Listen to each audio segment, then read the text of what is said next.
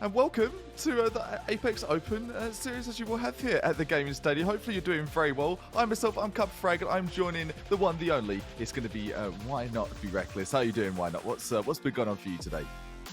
I'm doing good. I'm so happy we're joining the Gaming Stadium to hot drop into some crazy action. I know there's $500 on the line, Apex Open series. And I know I'm pretty new to the broadcast, so my name is Why Not Be Reckless, aka Why Not Be Casting, and I'm kind of a freaking big deal. If you don't know, now you know. And I'm feeling good, Cup of Frag. I'm feeling good.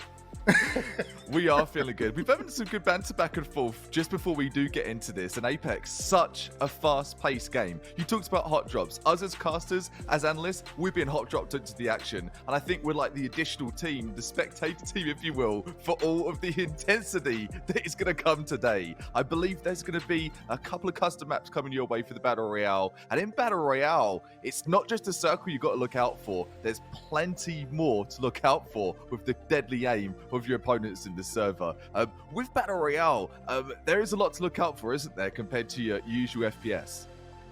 Absolutely. I come from the world of arena shooters, and that's my home. I'm a big time Halo fan. I used to play Call of Duty back in the day, and it's constant pressure, but you get to count on that respawn. You can almost make a mistake or two and get lucky to bounce back and maybe stop a team from coming in to steal that objective or whatever, or even get too high in slays. Where in Battle Royale, you have to make sure you're on your P's and Q's, and especially with the ALGS style scoring, you have those placement points that, you can obviously slow things down, play your crypto mains, do what you got to do. But you have to respect the fact that you can get kill points. So you're going to see teams maybe wanting to get into an engagement off the rip and maybe not hot drop, but get into those one or two battles and get those early kill points and then play for the placement. It's interesting to find out how these teams are going to be able to balance it. And remember, as every Battle Royale, once you go down, you're out of the lobby. So one mistake and it's not looking good for you and your team. And someone's going to be yelling at you in the team cards. What are you doing? That was not the play we talked about. Hopefully, none of those players are going to be listed right now, because you don't want to be that guy or that girl. Like, no, I know it's the wrong play, but he is super unforgiving. You are completely 100% correct. In that Battle Royale arena, you can get wrecked with one simple tiny mistake, and no respawns allowed for that next round like CSGO or Valorant. So getting into the arena, we'll get there very, very shortly. Before we do, we've got a couple of cheeky sponsors to thank for getting things going here, and we were talking about it in the pre-game. $5 million is up for grabs in the Apex realm for the Apex Legends Global Series, and events.ea, I should say, .com/ALGS, just like you were mentioning. Get in there if you haven't already, and if you are the next Apex legend, prove it. Let's see it. I mean, I've been lucky enough to work with some of the best orgs, and been able, I've seen Sentinels in action. I've seen G2. I've seen TSM. I've seen all these top orgs, and let me tell you, when they all, I've casted tournaments, or I've watched smaller tournaments where one or two of those teams will be sprinkled in, but when you bring them all together for ALGS and you have nothing but the best of the best of the best duking it out for big prize money, leaving it all on the line. It is incredible. I go back to last year's ALGS, or the last season's ALGS, where TSM were at the final circle. They revived Snipe Down. Snipe Down comes into the map with literally no guns, and he comes in just punching everybody to death, and that's how they ended up winning the game. It was absolutely insane. And hold on, actually, I have some friends in this lobby. We got some Halo players in the lobby. Kilimanjaro, semi-professional player coming out of Canada. Nightmare, former Microsoft employee, and Azrael out of Puerto Rico, formerly known as El Halo Elite. These actually are some Halo players that I know very well, that I've teamed with myself in previous events, and they're actually showing what they got in the Apex arena. So I don't like to be biased, wink wink, nudge nudge, but I think I got a team that I want to watch. Would you prefer Why Not or Why Not Be or Reckless? What do you prefer for short, mate? Why Not's fine, or Why Not's actually just Tony spelled backwards. Most people just refer to me as Tony, because Why Not's kind of a handful. Why not is definitely a handful. Either way, are you expecting some big plays today? You know that these players, they've got to be checking out the VODs for all the top players. There is a plethora of info available on the internet, and I'm super hyped to see what kind of composition we have for the Legends as we're about to touch ground for the first of these custom games. Well, we've had one of the teams on screen as we speak, and it's going to be, they're rocking a composition consisting of Gibby, Horizon, and Bloodhound. Now, I've seen a lot of players still running Bloodhound, but I've also seen a lot of teams swap out Bloodhound in favor of Seer. And, well, you know, why don't we hop into another very weird composition that we hear? We see a lifeline being used, but they're currently in a bad situation right off the rip because their caustic player ends up going down. Lifeline might get some value if she can pull off the res, because so does Valkyrie, leaving our Lifeline by themselves. Lifeline just slaying out here. I believe she actually won an engagement, but the question is, can she take this player out? The longbow shots are going in. However, she's not able to keep her life. And you talk about instant dismiss right there. Lifeline, no chance for heals. No chance for anything at all. And pretty unfortunate. Had the mobility, had the Valkyrie available, but getting deleted almost off the rip. That is not a feel-good moment to start things off. I'm going to be completely honest with you. I mean, I like the idea of utilizing a lifeline on your team if you're, number one, playing for early game, for those early kills like you saw them doing right there. And number two, playing for the long game. When things get into those 1v1 personal battles, I really like having a lifeline on a team. However, you have to understand that it's not always going to be, when a team gets a knock, they're going to play super aggressive on you. They're going to get in your face. They're going to make you uncomfortable. So it's tough to get a lot of value out of Lifeline in any given situation. Another team I already know of is this team right here. Gold last season is captained by Alpha, who's normally not, I mean, let me tell you, he's not known much for his playing. He's more known for helping observing and helping run the esports arena tournaments. But let me tell you, I've played with this gentleman myself. He is absolutely incredible. I think he's Diamond this season, and I believe last season he ended up in Masters. He's an incredible player and hopped me in his Hello Kitty backpack, and we made plays. So watch out for Alpha, our Bloodhound player for Gold last season. I love the setup he's got right now going too. I love the Sentinel. You get that bad boy charged with your shields too. It is an absolute banger, especially in the right hands. If what you're telling me about him, if he's got that experience, he just takes his time and you can make anything happen. I love all the knowledge you've got as well. Brings so much value to this broadcast, and it's great to be here with you, mate. I'm going to be honest with you. I'm not sure how I know so many of these teams, to be completely honest with you. I'm caught it by surprise. It just happened that we have a Halo team in here, and we also even have, I've worked with Esports Arena plenty of times, and Alpha is an incredible player who ends up playing with some of the best of the best. I believe Blight might be part of one of the Kellogg's sponsored teams, as we're seeing shots starting to ring out from our Bloodhound player, who's absolutely ripping. He currently has purple shields, but you'll notice on the screen, the lower left-hand corner of the screen, that our Gibby player and our Octane player have already lost all of their shields, so they're gonna have to back up and heal. And now our Bloodhound player might have to slow things down, wait for his teammates to push up, as Very Good, their team in a very bad situation, have already lost their Gibby player and are in a 2v3. Can they survive this engagement? This is going to be so sketchy. Just on the run. Just trying to get back out of dodge. Under fire as well. So much fire coming from the west. Heading to the east is going to be your best to get away from these beasts here. And just getting away with no armor there. Moving on though. Going straight in with a thermite. Great use the util. So much damage. What?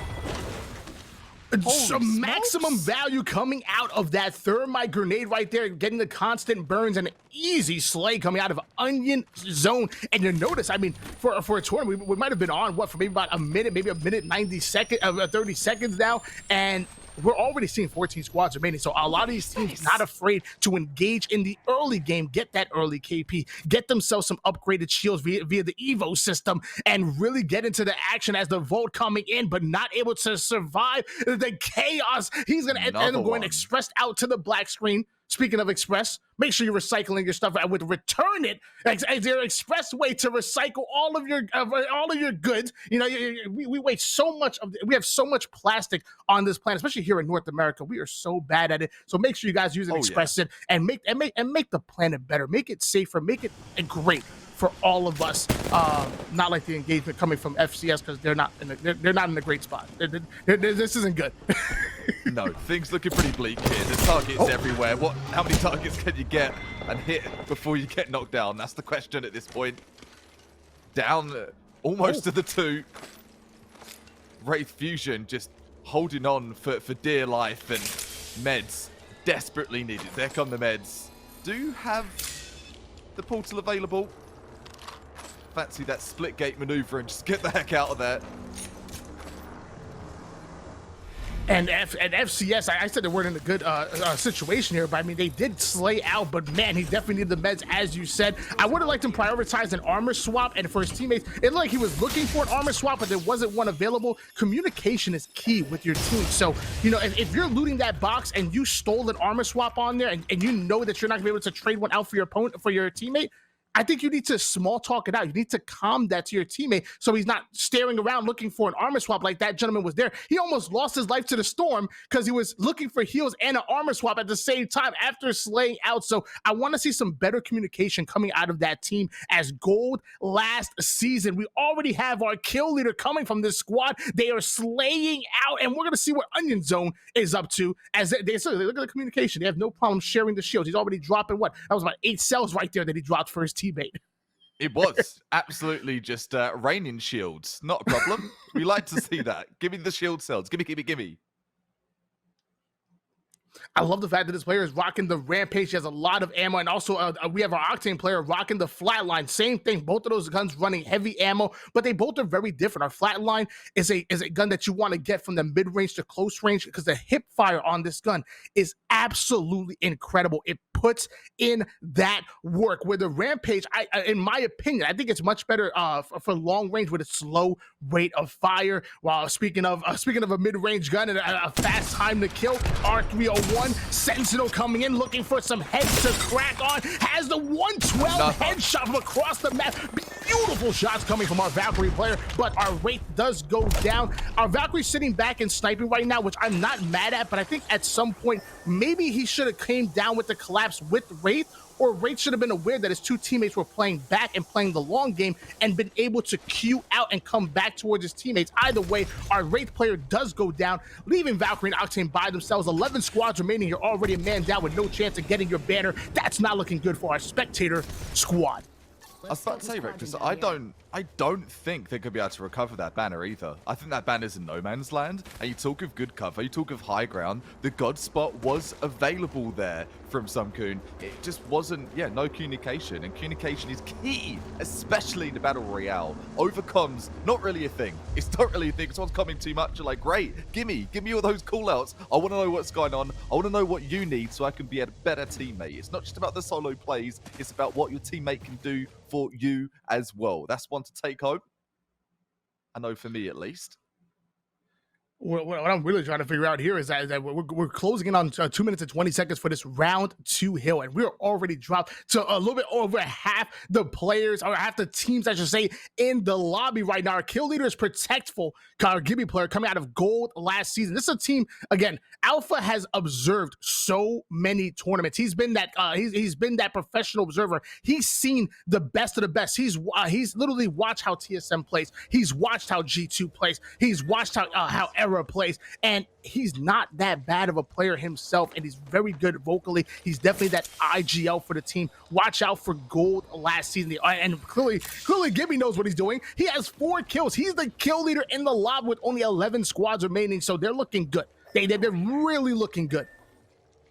When you start to get under double figures in Battle Royales too, that's when your blood starts to really get pumping. That's when you really have got to start assessing where that zone is, where you are in that zone, and how you're going to get to that end point of the game. And when it comes to that end point in the game too, your strategy's going to change. That hot drop phenomenon, you go in hard and heavy, maybe you're going to start changing that. And right now, that's the point when the IGLs, they're going to start to figure out a game plan and what's part of Take 2. And you know, it's funny that you mentioned that you're talking about the end game. You know, at the lower ranks, a lot of teams, you know, don't have a Gibby on their team. They don't have a Gibraltar that they have in the mix, which is crazy because in the higher ranks, every team composition runs a Gibby because as you get into the late game, his ultimate bombardment ends up getting so nasty as the charge rifle ends up putting down some shots. That's going to be a maximum hit coming out of it from FCS. I'm a big fan of the charge rifle. We have the 4x8 scope on here. The charge rifle is really good for that early and mid game. You get so much damage. You're not going to get a lot of knocks with it, but maybe you can steal people's kills. And if you play controller like I do, I'm not going to lie, I'm a controller player. I'm sorry, guys. But if you play controller, this thing will rip by itself because there's no bullet drop. What you see is what you hit. It is one of the only hit scan weapons that are in this game as NFG. They're saying, hey, we don't need a charge rifle. I got a flat line. I got it 3 times. I'm ready to fight. I was checking out within Apex today, just going for King Tay and then checking out every single weapon and just trying to get a feel of what is my favorite weapon. And it's hard to put a finger on it. I'm a Havoc fan. I do enjoy the energy rifle as well. We were just seeing there. Have you got a preference of your favorite weapon in the game right now?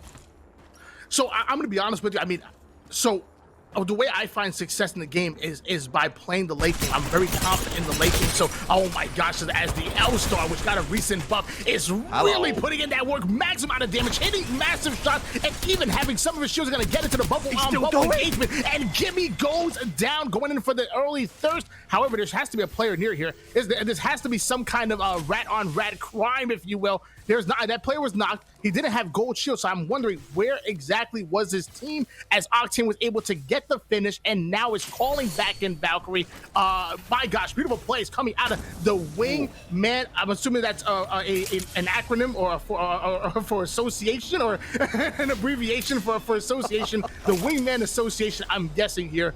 L-Star has been absolutely buffed. And it is an incredible weapon. Before it was you only could use it at like hip fire because it was not usable when you aim down the sights, but now that they add the stabilizer, now that they lowered the hip fire, it's more of an overall weapon. To answer your question before, I'm a player that likes to play for the long game. I'm very comfortable when it's my team versus 3 other teams, so I play for those top 4 squads. I love running a charge rifle to cheek away damage. I'll get max amount of damage, upgrade my shields, and then pass my shield to my teammate and upgrade his shield with my charge rifle. And then I like to play an up-close weapon, R99, Volt, R301. That's why I sit comfortable. So even at Eva, so when things get close and heavy, I'll be ready for it. And then once we get to those final 2 or 3 squads, I'll drop my charge rifle for a secondary close range weapon because you don't really need long range at that point. At that point, you need to win your gunfights as the Gibby ult is coming in and they're ready for a gunfight as well. It was a pretty early ult coming from that team. Gold last season is already ready for it. Only Gibby took damage and he already got the res off, and it looks like they're coming in hot with the R99 shots. Beautiful, absolutely ripping that player, whipping out the wing. Man, no wonder why he was the kill leader. This man hits his shots. Oh yeah, he's absolutely slapping back of the net, not off the post at all, just instant precision. Can they hold this high ground though? You talk about a god spot coming into the last sets of squads and saying that, not last sets at all, there's still 10. It feels like we've been degrading in squads, but everyone's starting to get clustered.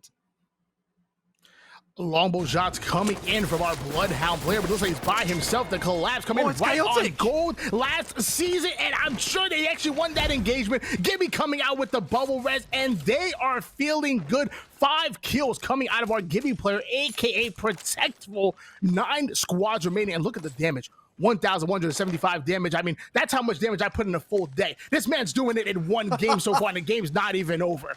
That's a week for me. That is legit a true story. That is a week for me. I honestly, I go through a couple of games. It's like your first kill a day. It's like, yeah, I know I'm bad. But for these players, they're anything but bad. There's been so many crazy frags so far, and this is just game number 1. The beauty of this, we've got plenty to be casting. There is $500 on the line, and this is a decent way to start your Monday. Coming out the gates hot dropping into Apex. And now it's only game number 1, but that's what I mean. With 9 squads remaining, that's only half the game so far. We're definitely going to see a bunch of Apex being played for the rest of the day, but even for the rest of the game, as Gold last season rotating late into the hill. I love this play right here.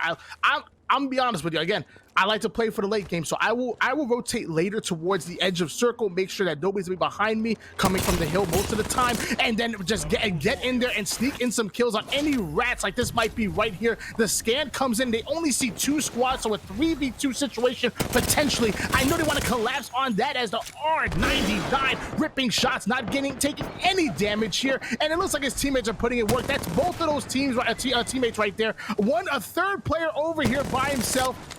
R99 still hitting. Gold last season are tearing through the lobby. They're melting. They're literally putting ice cubes in a hot water glass. This is ridiculous.